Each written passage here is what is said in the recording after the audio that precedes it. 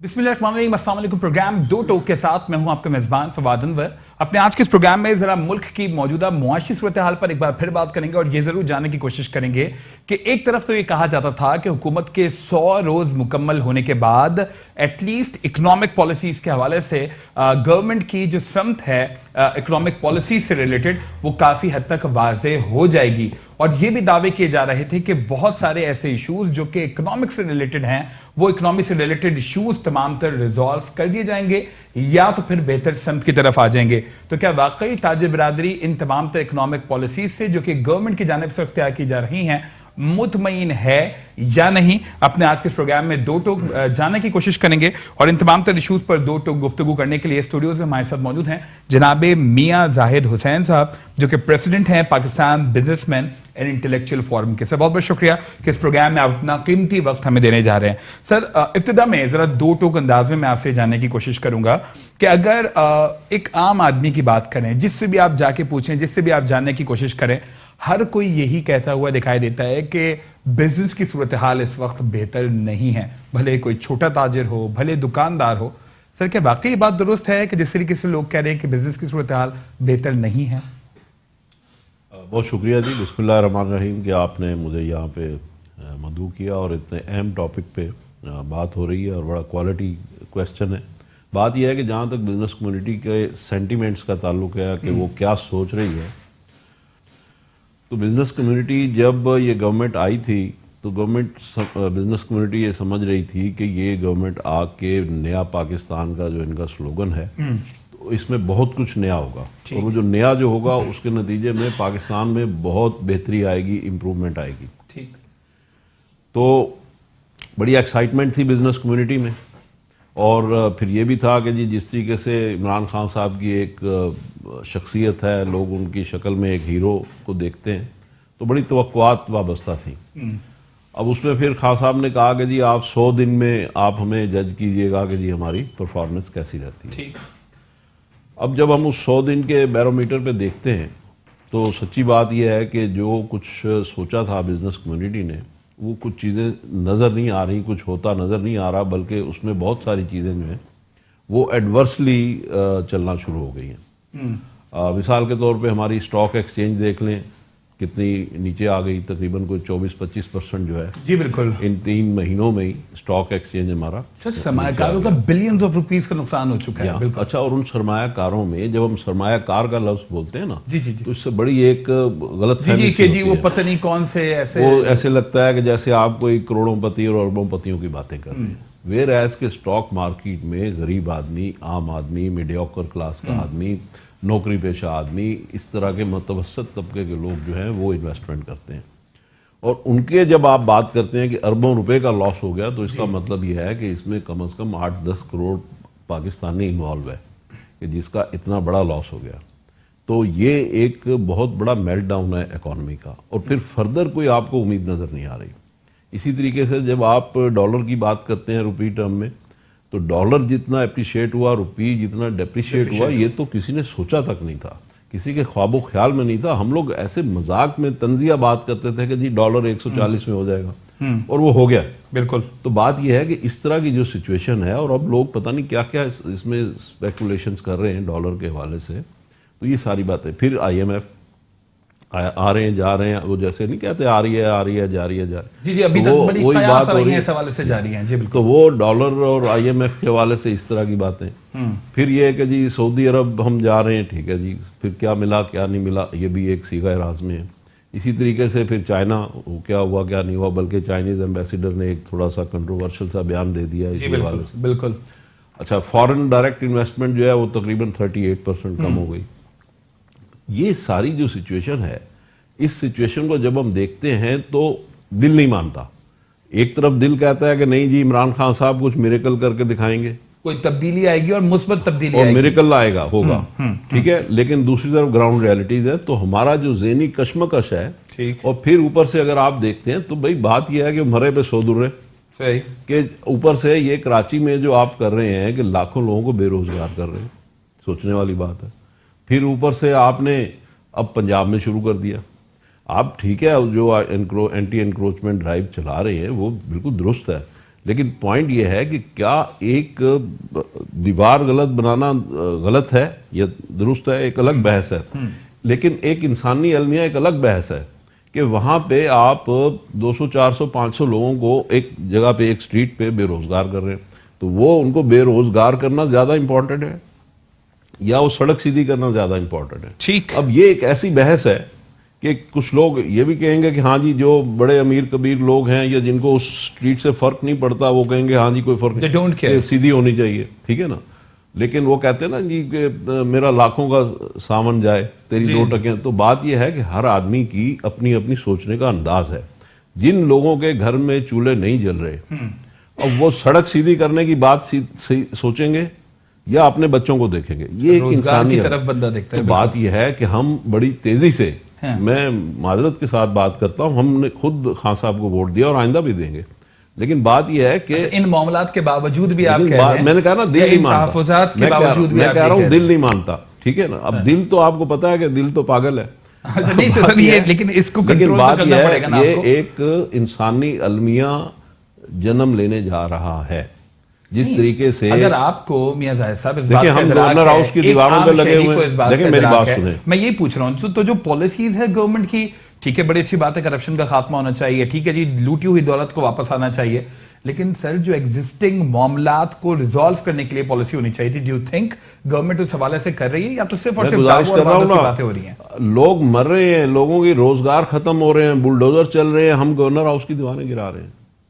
Point is دس، سوچنے کی بات ہے کہ ہماری پرائرٹیز کیا ہیں، ہمیں کیا کرنا چاہیے، کیا سوچنا چاہیے. ہم لوگوں کے روزگار کا بندوبست، ایک تو میں یہ بات کر رہا ہوں یہ لاکھوں لوگ جو بے روزگار ہو رہے ہیں، لیکن جو اچھے خاصے لوگ تھے ان کو اسٹاک ایکسچینج کے ذریعے ان کا کباڑا کر دیا گیا.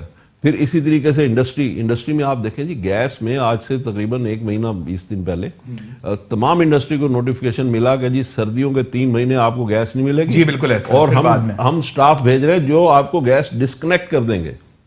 ارے اللہ کے بندو سوچو کہ بھائی آپ کے ملک میں انڈسٹری بند کرنے جا رہے ہو، سوچو یار، خدا کا خوف کرو. پھر کیا ہوا جب ہائی اپ سے بات چیت ہوئی اور کافی اس کے اوپر پھر اس کو انہوں نے بیک کیا، لیکن اس میں 2 ہفتے لگ گئے. بات یہ ہے کہ آپ ہر چیز میں آپ نے سوچ لیا کہ ہم نے انسرٹینٹی کریٹ کرنی ہے. کہاں عمران خان صاحب کو اس چیز کا، کیا ہر چیز کا پرائم منسٹر کو پتا ہوتا ہے؟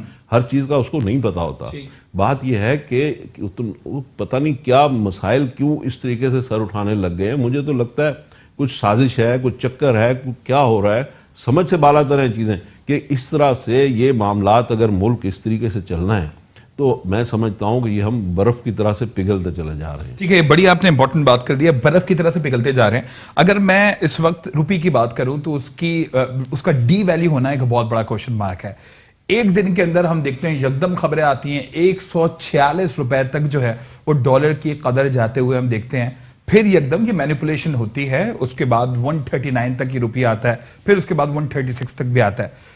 پرائم منسٹر صاحب نے گزشتہ روز بھی مختلف میڈیا پرسن سے جب بات کی، ان کا کہنا یہی تھا کہ ان کو بھی اگر اس بات کا علم ہوا تو ان کو میڈیا کے ذریعے ہی ہوا کہ روپی اتنا زیادہ ڈی ویلیو ہو گیا. لیکن جو ہمارے ذرائع ہیں وہ یہ کہتے ہیں کہ اسٹیٹ بینک کی طرف سے باقاعدہ طور پر لمٹس طے کی جاتی ہیں. 4 بڑے بینکس کو اس طرح سے روزانہ کی بنیاد پر کوئی لمٹ دی جاتی ہے، اور اگر کہا جائے نو رینج ٹو ڈے تو بڑے معاملات مختلف ہو جاتے ہیں. سو ڈو یو تھنک کہ واقعی اس طرح سے روپے کی قدر کو گرانا حکومتی پالیسی کا کسی حد تک حصہ بھی ہو سکتا ہے؟ سر جی دیکھیں، میں گزارش کرتا ہوں آپ کو، اگر میں نے گاجریں کھائی ہوں گی تو کیا یہ راکٹ سائنس ہے کہ مجھے پتا ہوگا نا کہ مجھے درد ہو گئی پیٹ میں؟ یہ کوئی راکٹ سائنس ہے؟ اگر میری ایکسپورٹ نہیں بڑھ رہی، میں حکومت ہوں، مجھے پتا ہے میری ایکسپورٹس نہیں بڑھ رہی، اور ایکسپورٹس بڑھانے کے لیے میں کوئی پالیسی بھی نہیں دے رہا، صحیح، تو ایکسپورٹس تو نہیں بڑھنی، تو پھر اس کا مطلب یہ ہے کہ امپورٹ تو ہو رہی ہیں. تو آپ کا جو ٹریڈ ڈیفیسٹ ہے وہ اگر اپنی جگہ بدستور موجود ہے یا بڑھتا چلا جا رہا ہے، ٹھیک، اور پھر اس کی وجہ سے آپ کا کرنٹ اکاؤنٹ ڈیفیسٹ پیدا ہو رہا ہے، تو پھر یہ کوئی راکٹ سائنس ہے؟ تو پھر روپے کی قیمت تو گرنی ہی گرنی ہے نا. تو بات یہ ہے کہ جو اس کے لیکن لیے میں جب اپنے وزیر خزانہ کی بات کرتا ہوں وہ کہتے ہیں کہ جی سعودیہ والے معاملے کے بعد ہمارا کرنٹ اکاؤنٹ ڈیفیسٹ جو ہے وہ اب قدرے بہتر ہو گیا ہے اور اس میں معاملات بہتری کی طرف ہیں. تو میں وزیر خزانہ صاحب کی سچویشن کو، ان کے جملوں کو سمجھوں، یا تو پھر یہ پریکٹیکل اپروچ جو کہ آپ بتا رہے ہیں اس کو سمجھوں؟ میں وہی بات کر رہا ہوں کہ یہ کوئی راکٹ سائنس نہیں ہے.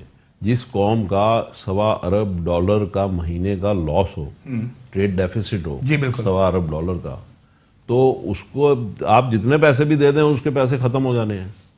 بھی کتنے پیسے لے آئیں گے آپ بات؟ بالکل ٹھیک ہے نا. آپ تو اوپر سے ڈالتے جا رہے ہیں ڈرم میں پانی, اور اس میں اگر لیکیج ہے, نیچے سے نکلتا چلا جا رہا ہے, تو آپ کا ایک $1.25 ارب مہینے کا لاس ہے اور ٹریڈ ڈیفیسٹ ہے. وہ آپ کو کس طریقے سے پورا کریں گے؟ کر ہی نہیں سکتے. دنیا کی کوئی طاقت پورا نہیں کر سکتی. آپ پہ 50 IMF آ جائیں پورا نہیں کر سکتے. پوائنٹ یہ ہے کہ آپ کو پہلے لیکیج بند کرنی ہے. لیکیج بند کرنے کے 2-3 طریقے ہیں, اور یہ بھی کوئی راکٹ سائنس تھوڑا ہی ہے. بات یہ ہے کہ ایک تو آپ کو اپنی ایکسپورٹ بڑھانی ہے, ٹھیک ہے, آپ کو فورن ریمیٹنس بڑھانی ہے, ٹھیک, اور اس کے ساتھ ساتھ وہ کام کرنے ہیں. مثال کے طور پہ 600 ارب روپے سالانہ آپ PIA اور واپڈا اور سٹیل مل وغیرہ میں ضائع کرتے ہیں, ٹھیک ہے, اس کو آپ نے ٹیپ کرنا ہے. وہ تو کمانے کے بعد ضائع کرتے ہیں. نہیں, مجھے آپ سے بھی بتائیں, اس کو ٹیپ کرنا آپ پرائیویٹائزیشن کی طرف اشارہ کر رہے ہیں یا تو انہی کی بہتر مینجمنٹ کر کے آپ اس کو ٹیپ کرنے کی بات کر رہے ہیں؟ دیکھیں بات یہ ہے, ہر ادارے کا ایک مختلف ڈائنامکس ہوں گی. ہو سکتا ہے کہ جو فارمولا PIA پہ اپلائی ہو رہا ہو وہ ہو سکتا ہے واپڈا پہ نہ ہو رہا ہو, جو واپڈا پہ ہو رہا ہے وہ ہو سکتا ہے اسٹیل مل پہ نہ ہو رہا ہو. بالکل ٹھیک ہے. مجھے صرف اتنا بتائیے, are you in favour of privatisation? چونکہ یہی ادارے جب کسی ایک پرائیویٹ پارٹی کے پاس چلے جاتے ہیں یا ان کے کچھ پرسنٹ شیئرز چلے جاتے ہیں, آپریشن رائٹس چلے جاتے ہیں, تو یہی ادارے جو کہ خسارے میں اربوں روپے خسارہ. مجھے عشرت حسین صاحب کی بات یاد آ رہی ہے, جب وہ گورنر اسٹیٹ بینک تھے آج سے 15 سال پہلے, وہ یہ کہتے تھے کہ جی الائڈ بینک, حبیب بینک, یونائٹڈ بینک میں مہینے کا $2 ارب ہم ڈالتے ہیں. وہ کہہ رہے تھے ہم اس کو مفت بیچنے کو تیار ہیں, $100 میں بیچنے کو تیار ہیں. جی بینک لے جائے, جو بھی بندہ لے جائے, ہمیں یہ $2 ارب مہینے کا تو نہیں ڈالنا پڑے گا. یہ بات فالو کر رہے ہیں آپ؟ تو یہ جتنے ادارے ہیں 600 ارب روپے کا سالانہ لاس کر رہے ہیں, آج یہ ادارہ آپ مفت بھی بیچیں گے تو وہ 600 ارب روپے سال کا نقصان بند ہو جائے گا آپ کا. وہ اس کی پھر ایڈمنسٹریشن کو ٹھیک کریں گے, آرگنائزیشن ریسٹرکچرنگ کریں گے, اس کے نتیجے میں آپ کے لاسز ختم ہوں گے. 600 ارب روپیہ منہ سے بولنا آسان ہے, جی بالکل, ٹھیک ہے. اسی طریقے سے آپ تقریباً 200-250 ارب روپے کی بجلی چوری کرتی ہے ہماری قوم, یا لائن لاسز کی صورت میں. نہیں وہ الگ ہیں. اچھا, آپ صرف اور صرف 200-250 ارب روپے کی بجلی کی چوری ہے, 200-250 ارب روپے کے لائن لاسز ہیں. یہ مل ملا کے کوئی 400-450 ارب روپے کا صرف الیکٹریسٹی میں لاس ہے. 200 ارب روپے کا آپ کا صرف گیس میں لاس ہے, تو 600-700 ارب روپے بنتا ہے. 800 ارب روپے کا آپ کا FBR میں لاس ہے. یہ 3-4 چیزیں اگر آپ سم اپ کر لیں, یہ $20 ارب بنتے ہیں. یہ $20 ارب جو ہے, ان کو اگر آپ ان کی سٹرکچرنگ صحیح کر لیں, مینجمنٹ صحیح کر لیں, یا ان کو آپ سیل آؤٹ کر دیں ان اداروں کو, تو اس کے نتیجے میں آپ کے یہ تقریباً 15-20 ارب کی یہ آپ کا ہر سال آپ بچا سکتے ہیں. پھر یہ کہ آپ اپنی ایکسپورٹس کو درست کیجئے, ایکسپورٹس بڑھانے کی بات کیجئے. ایکسپورٹس بڑھانے کا کیا فارمولا ہے؟ یہ بھی کوئی راکٹ سائنس تھوڑی ہے. دنیا میں ہر جگہ یہی ہوتی ہیں چیزیں. دیکھیں آپ کے 5 میجر شعبے ہیں جو ایکسپورٹ کرتے ہیں, ٹھیک ہے. آپ ان 5 شعبوں کے لیے, میں پہلی بات یہ, میں کوئی گورنمنٹ پہ کسی پہ بھی کوئی تنقید نہیں کرنا چاہتا. میں تو مینشن کیوں کر رہے ہیں کہ بار بار کہ آپ کوئی تنقید نہیں کرنا چاہتے؟ میں یہ کہنا چاہتا ہوں, دیکھیں آپ کا کام ہے, میں پوزیٹیوٹی کی بات کر رہا ہوں. جو آپ کی ایکسپرٹی ہے یہ میری گورنمنٹ ہے, ایٹ لیسٹ آپ بول سکیں نا. میں کہہ رہا ہوں یہ میری گورنمنٹ ہے. میں یہ دیکھتا تھا, یہی بزنس کمیونٹی تھی جو بہت ہی وارم ویلکم کیا کرتی تھی پاکستان تحریک انصاف کو. آج جب میں آپ کی بزنس کمیونٹی کے بہت ہی ریناؤنڈ لیڈرز کے پاس جاتا ہوں, وہ بڑے ڈس اپوائنٹ دکھائی دیتے ہیں, لیکن باتیں آپ کی طرح کی کرتے ہیں. وہ بولتے ہیں کہ جی دیکھیں حکومت پر ہم تنقید نہیں کرنا چاہتے, لیکن یہ حکومت کی پالیسی سے ہیں مگر کرٹک نہیں ہے. نہیں تو why you are not criticizing sir? اگر ایک پالیسی صحیح نہیں ہے تو آپ لوگوں کو ڈر کس بات کا ہے؟ نہیں کوئی ڈر نہیں ہے. میں یہ کہتا ہوں میری گورنمنٹ ہے, ٹھیک, میری گورنمنٹ ہے, مجھے اس کو ٹھیک کرنا ہے. اس کے ملک کیا آپ کو یا آپ جیسے بزنس لیڈرز کو وہ امپورٹنس دی جا رہی ہے جو بھی اکنامک پالیسیز بنائی جاتی ہیں, اس میں کیا جو ہمارے لوکل بزنس لیڈرز ہیں ان کو امپورٹنس دی جاتی ہے آپ کے خیال میں؟ میرے خیال میں نہیں, کوئی نہیں. تو آپ ایک طرف بول رہے ہیں کہ گورنمنٹ آپ کی, ایک طرف آپ یہ بول رہے ہیں کہ ہمیں ہی ٹھیک کرنا ہے, تو جی نہ آپ کو اون کیا جا رہا ہے, نہ آپ سے مشورہ کیا جا رہا ہے, تو پھر آپ کس بنیادوں پر یہ بات بول رہے ہیں؟ گورنمنٹ میں سمجھتا ہوں کنفیوزڈ ہے, اس کی ابھی سمجھ میں کچھ نہیں آ رہا کہ انہوں نے کس سمت میں جانا ہے, کیا کرنا ہے, کیا نہیں کرنا. لیکن میں ایک بات کر رہا تھا, بات یہ ہے کہ یہ اگر آپ نے ایکسپورٹس کو بڑھانا ہے تو بڑی سمپل سا فارمولا ہے. آپ نے یہ جو 5 میجر ایکسپورٹ اورینٹڈ ہمارے سیکٹرز ہیں, آپ ان کے لیے ایک الگ اتھارٹی بنائیے, جیسے ریگولیٹر ہوتا ہے, ایک ریگولیٹر بنا دیجئے, ایک کمشنریٹ بنا دیجئے. اس کا کام یہ ہو کہ ان کی کاسٹ آف ڈوئنگ بزنس جو ہے اس کو لیس کیا جائے, اس کو نہیں, اس کو مانیٹر کرتے رہیں. اچھا, مانیٹر کرتے رہیں کہ جو ان کی کاسٹ آف ڈوئنگ بزنس ہے وہ اس ریجن کے ہمارے 7 ممالک جو ہیں ان کے کمپٹیٹیو ہے یا نہیں ہے. ٹھیک ہے, آپ اس میں انڈیا کو لے لیجئے, سری لنکا کو لے لیجئے, بنگلہ دیش کو لے لیجئے اور چائنا کو لے لیجئے. ٹھیک ہے, کہ ان کے ساتھ ہماری جو کاسٹ آف ڈوئنگ بزنس ہے اس شعبے میں کمپٹیٹیو ہیں یا نہیں ہمارے لوگ. اگر یہ ہمارے, اور اس کی وہ جو پرائس میکینزم ہے, کاسٹنگ میکینزم ہے, اس کو وہ اتھارٹی چیک کرے. ٹھیک ہے, آج میرا اگر ایک شعبہ ہے اور میں سمجھتا ہوں کہ میں ان کمپٹیٹیو ہو رہا ہوں, میں اس کو جا کے اپلیکیشن دوں کہ جی میری آپ کاسٹنگ چیک کریں. ٹھیک ہے, اس کو یہ اختیار ہونا چاہیے اس اتھارٹی کو کہ وہ میری کاسٹنگ چیک کرے, میری سے میرے شعبے کی, میرے سیکٹر کی. ٹھیک ہے, اور اگر وہ دیکھتے ہیں کہ میری کاسٹ آف ڈوئنگ بزنس جو ہے میرے کمپٹیٹیو کنٹری سے زیادہ آ رہی ہے تو ان کو اس چیز کی پاورز ہوں کہ جیسے اوگرا آپ کو سمری بھیجتی ہے کہ جی آپ پرائسز اتنے لے جا سکتے ہیں یا اتنے لیس کرنے چاہیے, وہ اسی وقت اس کی سمری بنائے, پرائم منسٹر کو بھیجے اور اس کے اوپر اسی دن شام کو فیصلہ ہو جائے. ٹھیک ہے, جیسے ہر 15 دن میں ہوتا ہے. جی بالکل. تو تاکہ ہماری جو کاسٹ ہے وہ اگر کمپٹیٹیو ہوگی دوسرے ملکوں کے تو پھر اچھی بات, تبھی آپ کے آرڈرز بڑھیں گے, آپ کے ایکسپورٹس بڑھیں گے, ادروائز دوسری طرف چلے جائیں گے, تو ہم کام کر پائیں گے نا. پھر یہ تو صرف ایک شعبہ ہے. پھر اس کے ساتھ ریسرچ اینڈ ڈیولپمنٹ بھی ہے, اس کے ساتھ ویلیو ایڈیشن بھی ہے, اس کے ساتھ آپ کی جو مارکیٹنگ میکینزم جو ہوتے ہیں جس میں سرٹیفیکیشنز ہیں, اسٹینڈرڈائزیشنز ہیں, اس کے لیے ایک الگ میکینزم ہے. لیکن وہ چیزیں بھی کرنی ہوں گی, لیکن جو سب سے پہلا فنڈامنٹل سٹیپ ہے وہ آپ کی کاسٹ آف ڈوئنگ بزنس کو دوسرے کنٹریز کے ساتھ میچ کرنا ہے. ٹھیک ہے, ایک بریک کے لیے مجھے کہا تھا, بریک کی طرف جائیں گے اور بریک کے بعد یہ ضرور جاننے کی کوشش کریں گے کہ ایک عام آدمی کے لیے آج کے اس مہنگائی کے دور میں کس حد تک جینا مشکل ہو گیا ہے, اور ساتھ ساتھ یہ بھی ضرور جاننے کی کوشش کریں گے کہ حکومت کی طرف سے جو 1 کروڑ نوکریوں کے اور 50 لاکھ گھروں کا وعدہ کیا گیا تھا, تو کیا واقعی تاجر برادری اس حوالے سے حکومت کے ان وعدوں کو پورا ہوتے ہوئے دیکھتی ہے یا نہیں. ایک بریک, اور بریک کے بعد پروگرام کو یہیں سے کنٹینیو کریں گے. پروگرام میں آپ کو ایک بار پھر خوش آمدید کہتے ہیں. بریک کے بعد میں سر آپ سے جاننے کی کوشش کروں گا کہ یہ جو ہم ٹیکنیکل ٹرمینالوجیز کی بات کرتے ہیں, خاص طور پر جو اکنامی سے ریلیٹڈ پروگرام ہوتے ہیں, اس میں اس طرح کی کچھ ٹرمز یوز ہوتی ہیں جو کہ ایک عام آدمی کی اگر بات کی جائے اس کی سمجھ سے بالا تر ہوتی ہے. میں اگر یہ جاننے کی کوشش کروں کہ اگر جو آپ روپے کی گرتی ہوئی قدر کی بات کر رہے ہیں یا حکومت کی پالیسیز کی بات کر رہے ہیں, اس کا کس حد تک ایفیکٹ پڑ رہا ہے ایک عام آدمی کے اوپر جو کہ تنخواہ دار طبقے سے تعلق رکھتا ہے اور اس طرح کے معاملات جس کے ساتھ ہوتے ہیں. سر دیکھیں, بات یہ ہے کہ جس قوم میں لوگ پورا ٹیکس نہیں دیتے, جس کو کہتے ہیں tax to G D P, tax to G D P Pakistan میں جب پی ایم ایل نون کی حکومت آئی تھی وہ 8.5% تھا. جی بالکل ایسا ہی ہے. جب یہ گئے ہیں تو 11.5 تھا, کوئی 3% انہوں نے tax to G D P بڑھایا, اسی وجہ سے ان کے دور میں ریونیو ڈبل ہوا. اچھا, جبکہ سری لنکا میں کو tax to G D P جو ہے وہ 17% ہے, انڈیا میں کو 20-22 یا 24% کے قریب ہے, اور فرانس میں tax to G D P 60% ہے. ٹھیک ہے, اب اس میں آپ پاکستان کی ججمنٹ کر سکتے ہیں.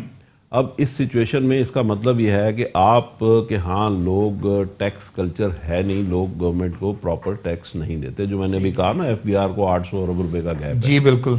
تو اب اس کے نتیجے میں اب گورنمنٹ کیا کرے, گورنمنٹ کے پاس ملک چلانے کے لیے یہ ہوتا ہے کہ وہ آپ پیٹرول اور مختلف دیگر ٹیکس لگا دیتے ہیں. ٹھیک ہے, جو کہ جس کو کہتے ہیں انڈائریکٹ ٹیکس.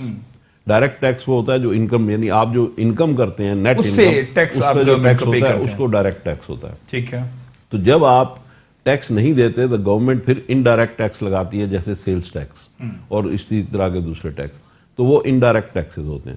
اب بات یہ ہے کہ اس کے بعد بھی اگر حکومت کی پوری نہیں پڑتی تو پھر کیا ہوتا ہے کہ حکومت کو پھر روپیہ یا جو بھی کرنسی ہے اس کو ڈی ویلیو کرنا پڑتا ہے. جب وہ آپ کی کرنسی ڈی ویلیو ہوتی ہے, اس کا مطلب یہ ہے کہ آپ کو رات کو گھر میں آپ سوئے, صبح آپ اٹھے تو آپ کی جیب سے آٹومیٹک 20 روپے نکل گئے. یعنی اگر روپیہ 20% ڈی ویلیو ہوا ہے تو آپ کی اگر 1 لاکھ روپیہ تنخواہ ہے تو آپ کی 80,000 روپے رہ گئی, کیونکہ روپے کی پرچیزنگ پاور جو ہے وہ کم ہو گئی. بالکل ٹھیک. اب وہ پیسہ جو ہے جو 20% آپ کا روپیہ ڈی ویلیو ہو گیا, وہ پیسہ چلا گیا ایکسپورٹر کے پاس. بالکل ٹھیک. ایکسپورٹر نے اپنی پھر اشیاء کی قیمت کم کی, ٹھیک ہے, کہ اس کی کاسٹ کم کرنے کے لیے اس نے کم کی, اور اس کے نتیجے میں اس کی چیز سستی ہوئی تو وہ ایکسپورٹ ہو گئی. بالکل ٹھیک. تو اس طریقے سے گورنمنٹ ایکسپورٹ بڑھانے کے لیے آپ کی جیب سے پیسہ نکالے گی اور ایکسپورٹر کے ذریعے باہر کے امپورٹر کو وہ پیسہ دے گی تاکہ چیز سستی پڑے اور اس کو سستی ملے اور آپ کی ایکسپورٹ بڑھے اور ڈالر آئے. ٹھیک ہے. تو یہ ایک مصنوعی طریقہ ہے. ٹھیک ہے. اب مصنوعی طریقہ کیوں ہے کہ جب باہر کا جو امپورٹر ہے اس کو جب پتہ چلتا ہے کہ روپیہ ڈی ویلیو ہوا ہے اور وہ اس وجہ سے آپ سے سامان خریدنا شروع کرتا ہے, آپ کی ایکسپورٹ بڑھتی ہے, تو آپ کے جو نیبرنگ دوسرے کنٹریز ہوتے ہیں جو آپ کے کمپیٹیٹر ہیں, پھر وہ بھی اس کے ٹولز اختیار کرتے ہیں کہ تاکہ ان کی پروڈکٹ بھی نسبتاً سستی اور وہ چیزیں ان کی بھی بکتی رہیں, تاکہ وہ بھی اس طرح سے کوئی مصنوعی ایکشن ضرور لیتے ہیں تو مارکیٹ سے آؤٹ نہ ہو. ٹھیک ہے. تو اب اس کا طریقہ پھر کیا ہے؟ اس کا طریقہ یہی ہے کہ آپ اپنی تمام 20 کروڑ پاکستانیوں کو ٹیکس کرنے کی بجائے کہ اس طرح آپ ان کی جیب سے 20 روپے یا 20% نکال لیں, اس کی بجائے آپ جو آپ کے ایکسپورٹ کے جو شعبے ہیں, جو انڈسٹری جو 5 میں نے شعبے بتائے آپ کو, آپ صرف ان کی جو اوور کاسٹنگ ہے, کاسٹ آف پروڈکشن, اس کو لمیٹائز کر دیں, تو اس کے نتیجے میں پورے 20 کروڑ لوگوں پہ کو اس کا نقصان نہیں ہوگا. ٹھیک ہے. تو وہ جو آپ ان کو رعایت کریں گے بجلی گیس وغیرہ کی قیمتوں میں تاکہ ایکسپورٹ چلتی رہے, وہ جو آپ کا لاس ہوگا وہ ضرور آپ ٹیکس کی شکل میں لوگوں پہ منتقل کریں گے. ٹھیک. لیکن وہ لوگوں پہ جو منتقل کریں گے تو جس کی آمدنی زیادہ ہوگی وہ زیادہ ٹیکس دے رہا ہوگا, جس کی کم ہوگی وہ کم دے رہا ہوگا. اس میں تو یہ ہے کہ اکراس دا بورڈ سب کی جیب سے 20% نکل گیا. تو اس طریقے سے امیر تر نہیں ہوتا اور غریب تر نہیں ہوتا, اگر یہ ایک بیلنس جو ہے وہ موجود رہتا ہے. مجھے آپ ذرا یہ دو ٹوک اندازے بتائیے گا, جس طرح سے آپ یہ بڑی اچھی باتیں کر رہے ہیں, آپ کی گفتگو, آپ سمیت کچھ اور بزنس لیڈرز ہیں جو بڑے بہتر انداز میں ان تمام تر معاملات کو نہ صرف سمجھتے ہیں بلکہ اکنامک پالیسی سے ریلیٹڈ بڑے ان کے زبردست اسٹیٹمنٹس بھی ہوتے ہیں. آپ یہ بار بار مینشن کر رہے ہیں کہ گورنمنٹ کو جو معاملات سمجھ بوجھ کر حل کرنے چاہیے تھے یا جو پالیسیز بنانی چاہیے تھی, اس میں گورنمنٹ کی سمجھ بوجھ نہیں دکھائی دے رہی. کیا وجہ لگتی ہے کہ ٹیم کی کمی ہے یا تو پھر انٹرسٹ گورنمنٹ کا ان ایشوز کو ریزالو کرنے کا نہیں دکھائی دیتا تھا؟ دو ٹوک مجھے جواب دیجیے گا. دیکھیں, انٹرسٹ کی کمی تو ہو نہیں سکتی. ٹھیک ہے. ول ضرور ہوگی, گورنمنٹ ول بھی ہے, انٹرسٹ بھی ہے, اور ڈیلیور کرنا چاہتے بھی ہیں, ڈیلیور کرنا بھی چاہتے ہیں. انٹینشنز میں کوئی پرابلم نہیں ہے. اچھا. اصل ایشو ہے کمانڈ کا. اچھا. کمانڈ. تو بات یہ ہے کہ جب آپ نئے ماڈل کی گاڑی پہ آپ بیٹھ جائیں اور آپ اس کو چلانا بھی چاہ رہے ہو, سمجھنے میں آپ کو تھوڑا سا ٹائم لگتا ہے, لیکن آپ کی اس گاڑی پہ اگر کمانڈ نہ ہو تو آپ کو دقت آئے گی. تو اصل میں سمجھتا ہوں ایز اے لیمین, میں ہمبل میرا ویو ہے کہ اصل ایشو جو ہے وہ کمانڈ کا ہے. نہیں تو لیکن پھر اس وقت تو میری کوشش ہوگی نا کہ اس گاڑی کو سمجھنے والے کچھ لوگوں سے رائے بھی حاصل کر لی جائے. کیا پتا اس گاڑی کو چلانے والے اچھے ڈرائیورز کو کچھ دنوں کے لیے ہائر کر لیا جائے, یا کیا پتا کچھ ڈرائیونگ کلاسز لے لی جائے کہ جی اوکے فائن یہ گاڑی کس طرح سے چلے گی. تو حکومت یہ کچھ اقدامات کرتے ہوئے دکھائی دے گی. اسی کے لیے ہم بزنس کمیونٹی بڑے عرصے سے یہ ایک رونا رو رہی ہے, پچھلے غالباً 15 سال سے 20 سال سے, اور میں بہت اس کے بارے میں لکھتا پڑھتا رہتا ہوں. بات یہ ہے کہ آپ کا ایک اکنامک ایجنڈا ہونا چاہیے قومی. ٹھیک ہے. وہ تحریک انصاف کا, نون لیگ, پیپل پارٹی کا, گورنمنٹ کے ساتھ تبدیلی ہونا چاہیے, بلکہ وہ فائن ٹیون گورنمنٹ کے ساتھ فائن ٹیون ہونا چاہیے, مگر اس میں کوئی میجر پالیسی شفٹ نہیں ہونا چاہیے. ٹھیک ہے. اور وہ آپ اگلے 25-50 سال کے لیے اپنا ایک اکنامک ایجنڈا بنا لیں, ویژن کر لیں, اس کو چارٹر آف اکانومی بنا لیں, اور اس پہ آپ 3-4 پارٹیاں جو ہیں وہ مل کے بیٹھ جائیں. اور اس میں کوئی بری بات نہیں ہے کہ آپ فوج کو بھی بٹھا لیں. کیوں؟ آپ کا جو تقریباً 50% کے قریب بجٹ ہے وہ تقریباً ڈیفنس پہ خرچ ہوتا ہے. ٹھیک ہے. وہ ایک بہت بڑے میجر سٹیک ہولڈر ہیں, تو ان کو بھی ساتھ بٹھا لیں, تاکہ آپ کی ظاہر ہے کہ ڈیفنس کی جو ضروریات ہیں اس کو آپ نظر انداز نہیں کر سکتے. آپ ان کو بھی ساتھ بٹھا لیں, اور اس کو ساتھ بٹھائیں گے تو تھوڑی سی چیزوں میں فارملائزیشن بھی آ جائے گی, اسٹرکچرنگ بھی آ جائے گی, سسٹمائزیشن بھی آ جائے گی, اور ایک طرح سے گارنٹی بھی آ جائے گی. تو ان کو ضرور ساتھ بٹھا لیں, اور اس طریقے سے اگلے 25 سال کا آپ ایک اکنامک ایجنڈا بنا لیں. جب آپ ایک اکنامک ایجنڈا بنا لیں گے تو پھر یہ کمانڈ والا ایشو آٹومیٹیکلی ریزالو ہو جائے گا, اور ایک کنسسٹنسی آ جائے گی, اور لوگوں کو اور انٹرنیشنل ورلڈ کو ایک یہ میسج جائے گا کہ اب یہاں پہ سٹیبلٹی ہے, اور اس میں ہر 2-4-6 سال بعد میجر شفٹ یا اکھاڑ پچھاڑ یا ٹربولنس نہیں ہوگی پالیسی. تو آپ کا اسٹاک مارکیٹ صحیح چلتی چلی جائے گی.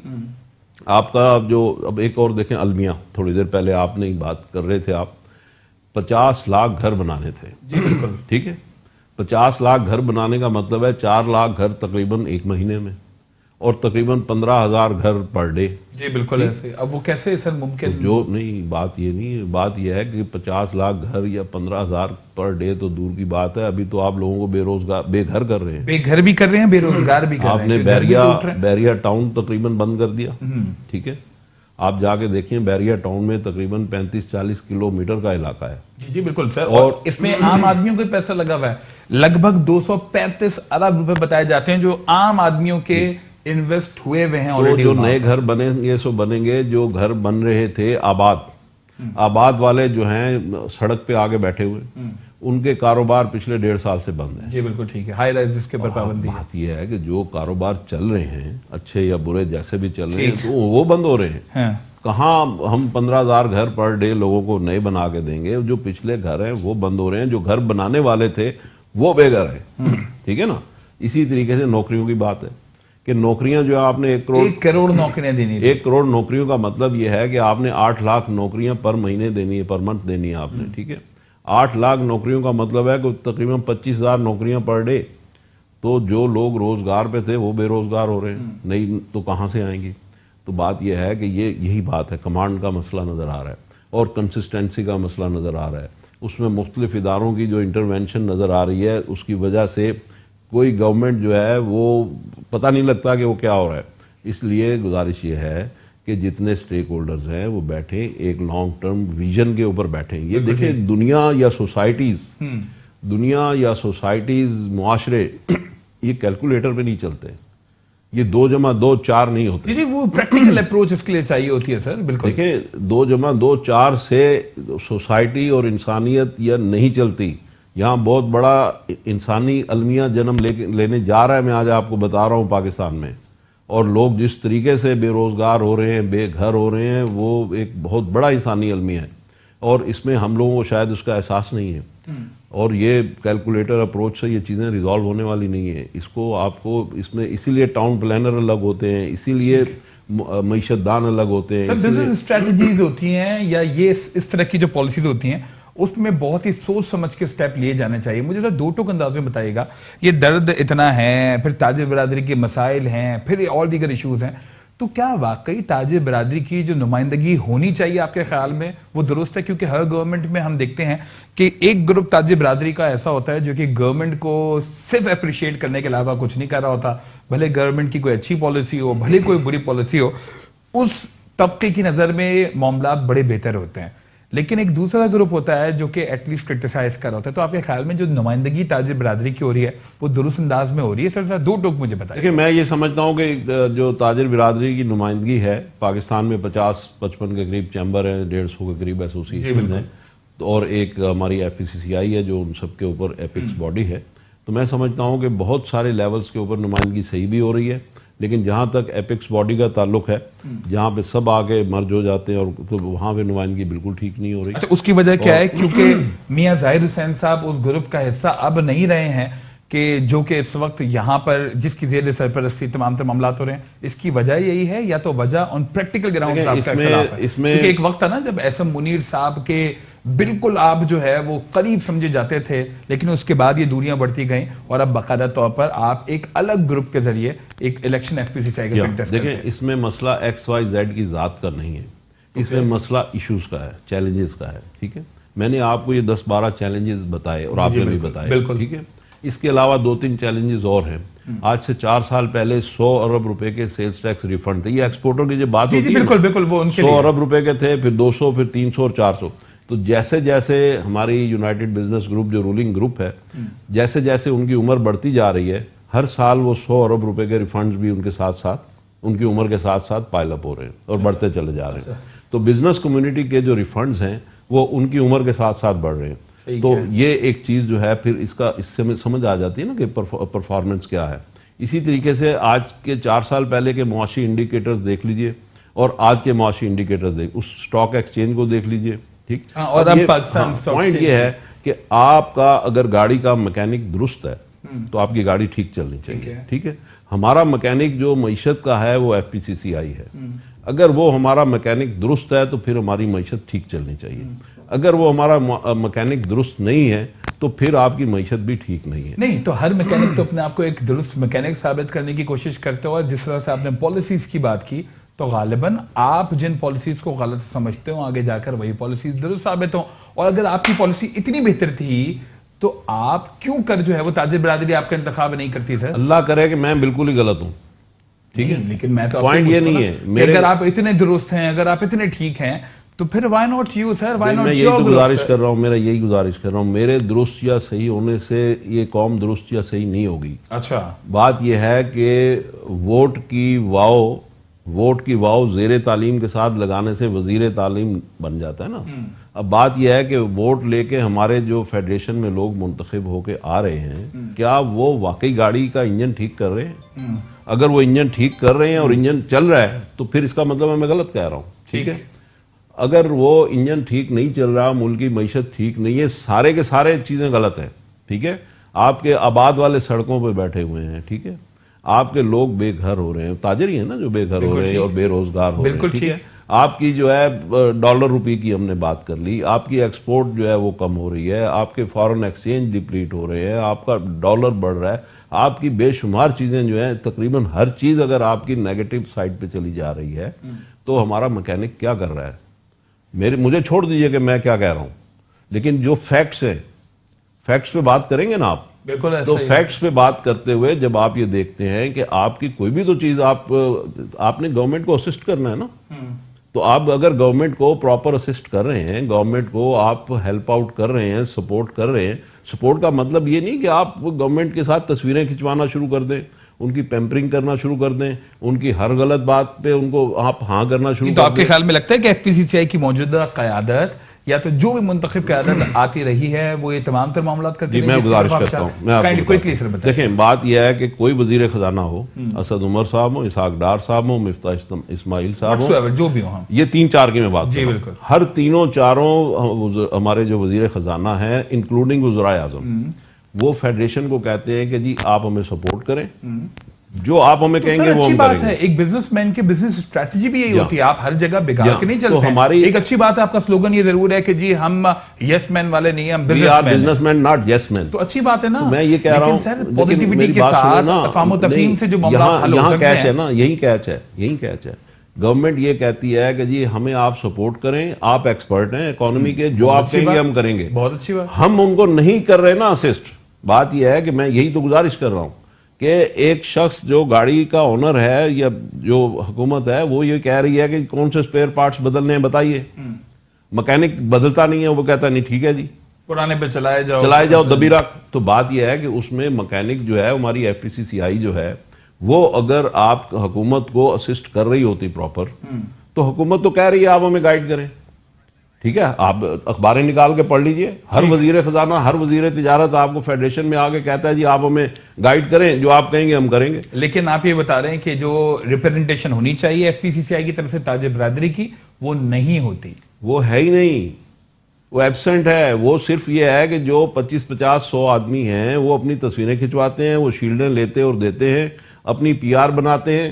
بزنس کمیونٹی کا کوئی اگر ایشو ریزالو ہوا ہے تو مجھے بتا دیجیے, آپ بتا دیں. شاید یہ ایک لانگ ڈیبیٹ ہے, میں انفیکٹ یہ چاہوں گا اگر ہوا ہے تو کوئی آپ بتا دیں. نہیں, میں بتاتا رہا ہوں, اس کے اوپر بہت سارے ایسے ایشوز ہیں جن کے اوپر ہم پورا ایک پروگرام کر سکتے ہیں, اور میں چاہوں گا کہ ایف پی سی سی آئی کے حوالے سے اسپیسیفکلی ہم ایک آئندہ آنے والے دنوں میں ضرور پروگرام کریں, چونکہ اب ایف پی سی سی آئی کے الیکشنز بھی ہونے جا رہے ہیں. میاں ظاہر صاحب بہت بہت شکریہ اس پروگرام میں اپنا قیمتی وقت آپ نے دیا. میں آخر میں ایک کامنٹ کرنا چاہوں گا اور آپ سے پوچھنا چاہوں گا کہ جی یہ جو ڈالر کے ریٹس اس طرح سے فلکچویٹ کرتے ہیں اور روپے کی قدر اس تک کم ہوتی ہے, ڈو یو تھنک اس حوالے سے بھی تحقیقات ہونی چاہیے کہ جی کن لوگوں کے, کن مخصوص گروپ ہے ایسے لوگوں کا کہ جن کا فائدہ ہوتا ہے؟ کوئی آنسر دے دیجیے گا سر. دیکھیں بڑی سمپل سی بات ہے کہ اگر آج مجھے پتا ہے کہ میں ہیلم آف افیئرز کو مینیج کرتا ہوں, میری ججمنٹ ہے, مجھے پتا ہے کہ جی یہ ڈالر جو ہے یہ اس طرح مطلب سچویشن ہونے جا رہی ہے, تو اس میں تو دن میں اربوں خربوں روپے کی ادھر سے ادھر ہو جاتے ہیں, اور اس میں ویسٹڈ انٹرسٹ ہونے کا بالکل نہیں. ڈو یو تھنک اس میں تحقیقات ہونی چاہیے کہ کون انوالو ہے اس طرح کی گیمکس میں, کون انوالو ہے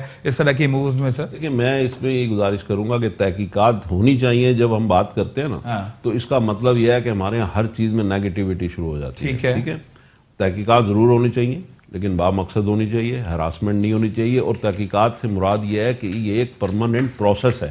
ٹھیک ہے. تو پرماننٹ پروسیس ہے, یہ بالکل ہوتا رہنا چاہیے, اکاؤنٹیبلٹی ہوتی رہنی چاہیے, کراس چیکنگ ہوتی رہنی چاہیے تاکہ لوگ درست رہیں, صحیح سمجھ میں چلیں, لیکن اس کا مطلب جو ہمارے یہاں تحقیقات کا مطلب ہوتا ہے وہ نہیں ہونا چاہیے, وہ والی نہیں ہونی ٹھیک ہے. بہت بہت شکریہ میاں طاہر حسین صاحب, اس پروگرام میں اپنا قیمتی وقت آپ نے دیا اور بڑے اہم ایشوز پر دو ٹوک گفتگو کی. پروگرام دو ٹوک سے فواد انور کو اجازت دیجیے. اللہ نگہبان.